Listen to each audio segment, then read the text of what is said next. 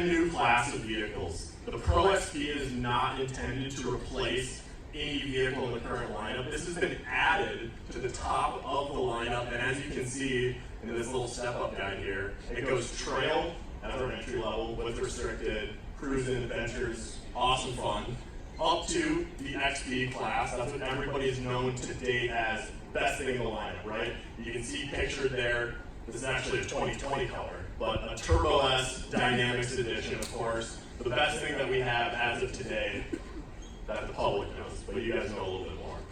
Pro Class is the new vehicle and the new class that we have started at the top of the lineup. Pro Class, and it is better in every single way than the XP class. So yes, I am telling you that a 64-inch wide vehicle with 181 horsepower and a ton of cool stuff that we're going to talk about is better than a Turbo S in every way. And as Chris told you guys last night, the Turbo S is slower. It gets beaten by this vehicle around a standardized test track that our engineers use for every vehicle possible. We do competitive vehicles, our own vehicles. This thing shreds the Turbo S because of some things that we're going to talk about. And the three things that we're going to talk about, they're on the floor. Have we ever had to walk around this like luxurious? Look at this. The three things that we're going to talk about and also on the screens are the design of this vehicle, the performance of this vehicle, and then the strength of this vehicle. And the strength is really all about quality, quality, quality, and making this thing as bulletproof as it is to drive. So firstly, the design. Guys, look at this picture and the vehicle's in front of you. Does this look better than an iPhone picture that you've seen recently? Raise your hand if you've seen an iPhone picture of this machine. More than I'd like. Look at this vehicle. The looks of this thing on the outside are absolutely insane. I don't even have like data to tell you on this slide. Just look at some of the features, the headlights, of course, the telescoping wheel, Rockford Fosgate. And what's really cool is, if you look at the bottom left picture of the cockpit, the first iteration of this vehicle was literally a chassis in the middle of nowhere. Engineers were out there, Blake's off to my left, stage right, I believe the term would be.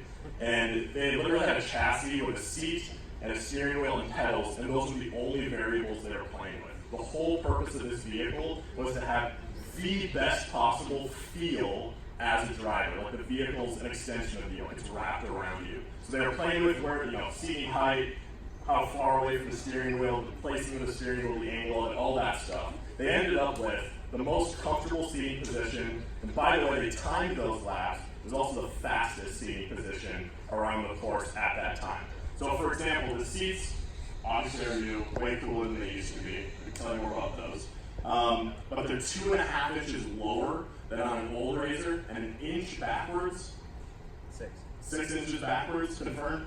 Well, there's 6 inches more legroom, but you're further away from the wheel, you're down more into the vehicle. Basically, you just feel, and hopefully felt, way more confident, like you were inside the vehicle versus kind of on top of it, like many people have said in the past about plenty of UTVs, right? However, because I know we're not the first people to just lean a seat back a little bit, we have not compromised on any of the negatives of being lower and further back in the vehicle. We maintained the exact same sightlines that any customer would be currently aware of or appreciate in their own Razor today. So we're very well known for having the right vision. You sit up, that helps a lot of that. Even with the lower seating position, you have the same vision, which is awesome.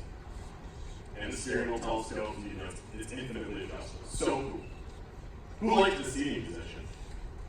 Who felt like more a part of the vehicle, like you could trust it more in the corners, like you just were in it more? Yeah. And I'm short now. Yeah. So that's what's really cool. For me, as a giraffe, 6'5", Kevin, how tall are you? A midget. A midget. He's a midget tall. I'm like 5'6". Because the seat slides further, because the wheel goes anywhere, both short and tall people can fit in this vehicle very well. I think, Nick, you said this is the first car your wife will be able to drive? Yeah. She can reach everything? Yeah. That's super cool. And you'll fit into better as a fellow giraffe. Yes. Awesome. Performance. So let's talk about some of the big numbers here. 181, right? 181 horsepower. That's awesome. That's a lot more horsepower than 168, by the way.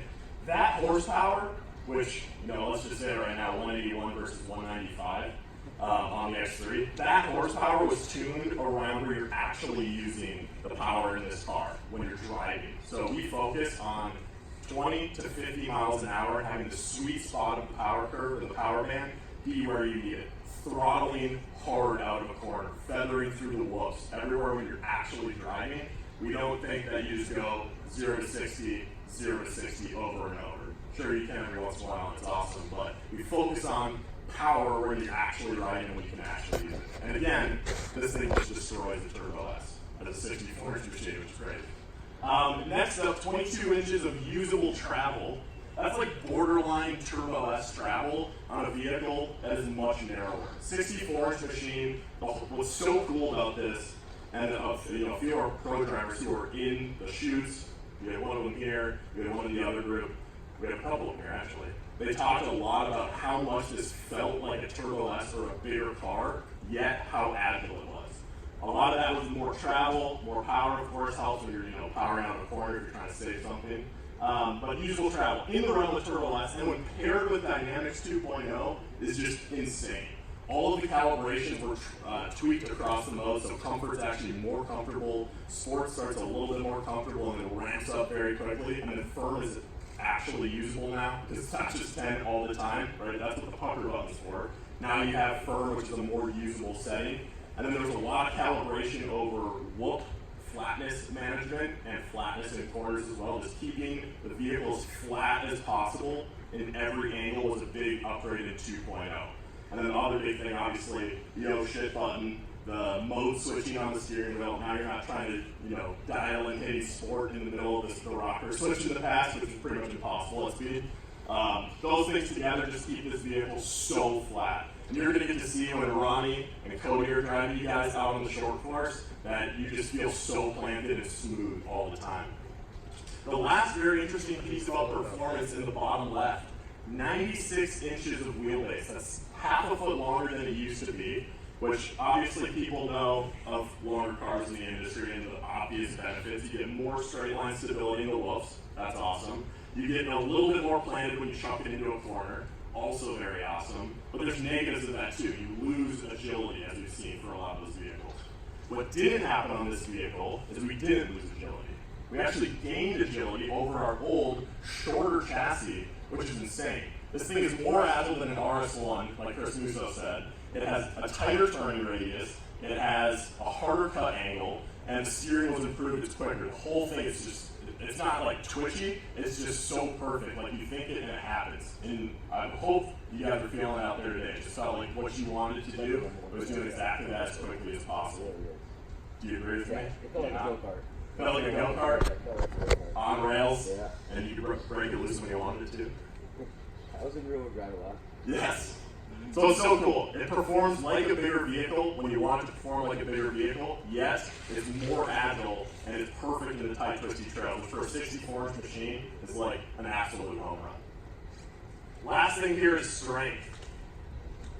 This is the strongest RZR ever, hands down, like ever.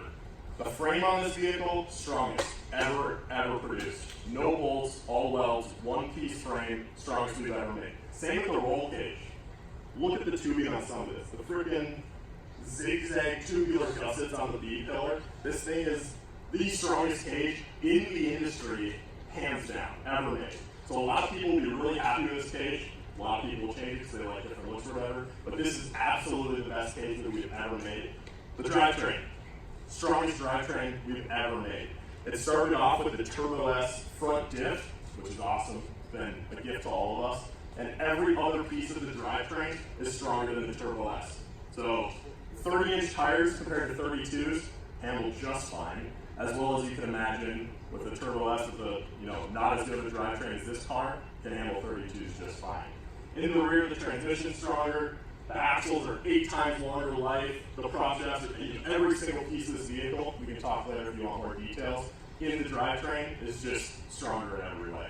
And what's really cool, as part of the drivetrain, talking about clutching, brand new clutch on this vehicle, 2 times longer belt life.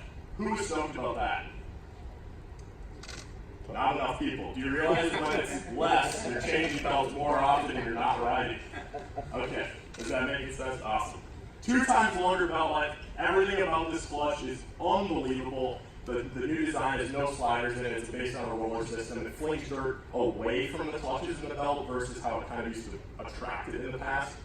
We can tell you more about that. Blake's got a lot of cool information about the clutch. But such a cool improvement. That's the number one thing that customers have said. You know, we basically used the top 10 things that people have said about RZRs as improvement areas and knocked them off the list. It was a hit list when we made this vehicle, and number 1 was belt life, so we absolutely wanted to deliver on that.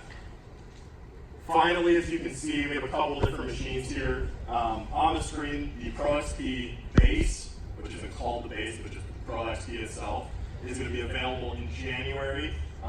That vehicle at $22,999 is faster than a Turbo S. Every single one of these are faster than a Turbo S. The performance, the quality, all of that, all in every single one of the trims. What you get up from there is different features. So you can go to retractable harnesses, you can get to the telescoping steering wheel, all the way up to dynamics and ride command. So the first 2 models available are the Premium and the Ultimate, both available in red and white. We have a Premium right here. We have an Ultimate right here that you guys can walk around. And that's what we got.